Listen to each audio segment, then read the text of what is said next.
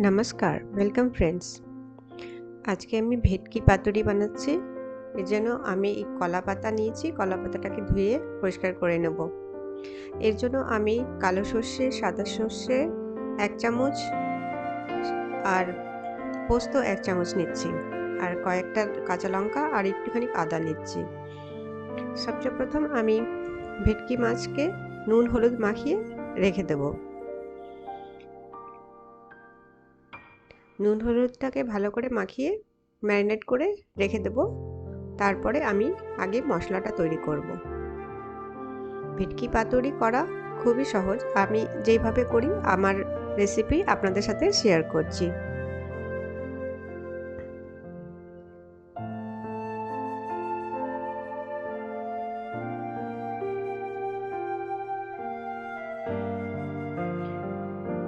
সবচেয়ে প্রথম এখন আমি মশলা তৈরি করে নেব।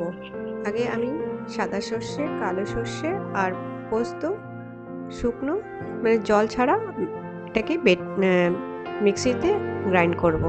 এর মধ্যে একটু নুন আর একটু হলুদ দিয়ে দিচ্ছি, এতে গ্রাইন্ডটা আর একটু ভালো হবে।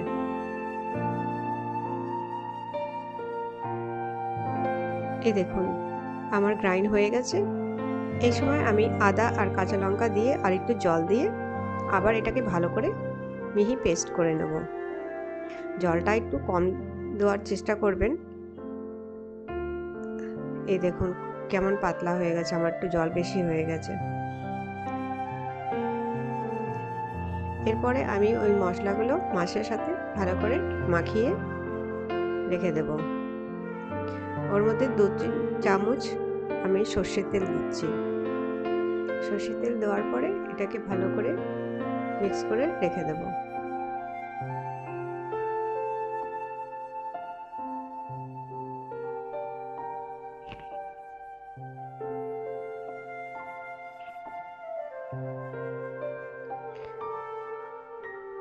মাছের সাথে ম্যারিনেট করে রাখার পরে আমি এখন পাতাগুলো আগে রেডি করে নেব।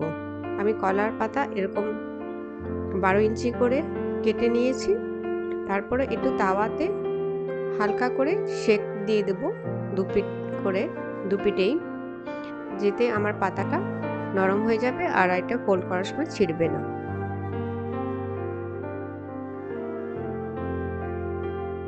এভাবে আমি সব পাতাগুলো, যে কটা পাতা আমি নিয়েছি সব কটা আমি সেকে নেব। পাতার মাঝামাঝি আমি মাছ আর একটু মশলা দিয়ে তার মধ্যে একটা কাঁচা লঙ্কা দিয়ে এটাকে ভালো করে প্যাক করব।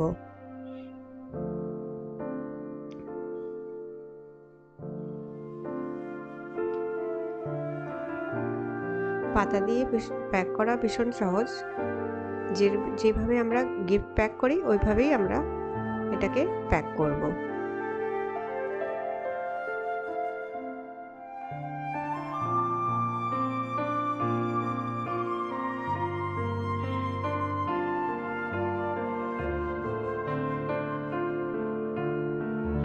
এরপরে আমি সুতো দিয়ে এটাকে বেঁধে নিচ্ছি।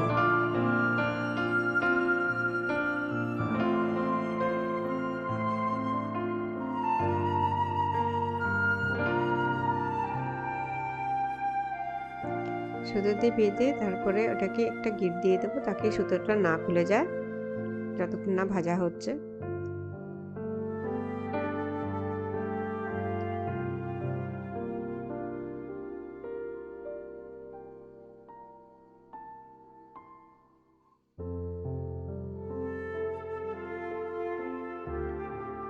এই দেখুন এইভাবে আমি সব রেডি করে নিয়েছি। অ্যান্ড সবচেয়ে প্রথম আমি তাওয়া বা প্যান যে কোনো একটা কিছু নেওয়া যায়। আমি প্যানের মধ্যে অল্প একটু তেল নিয়েছি, সর্ষের তেল নিয়েছি। এমনি ফ্রাইং প্যানে, ননস্টিক ফ্রাইং প্যানে অত তেল লাগে না, অল্প তেল দিলেও হয়। তারপরে আমি এর মধ্যে ওই পাতুরিগুলো দেব, দিয়ে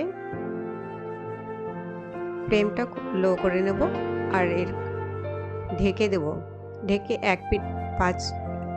5 মিনিট এক পিঠ করব, আবার 5 মিনিট আরেক পিঠ করব।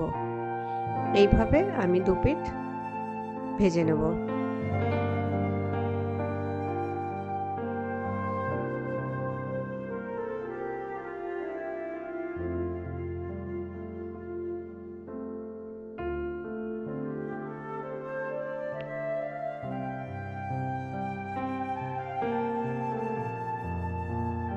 দেখুন আমার পাতুরি হয়ে গেছে। এবার আমি আপনাকে একটু একটা খুলে দেখাচ্ছি মাছটা কি সুন্দর নরম হয়েছে। এইভাবে বানিয়ে দেখুন, আমি যেভাবে রান্না করি খুব ভালো লাগবে খেতে। সহজ সরল তাড়াতাড়ি রান্না হয়ে যাবে। এই দেখুন একদম মাখনের মতো নরম হয়ে গেছে, কি সুন্দর। Thank you.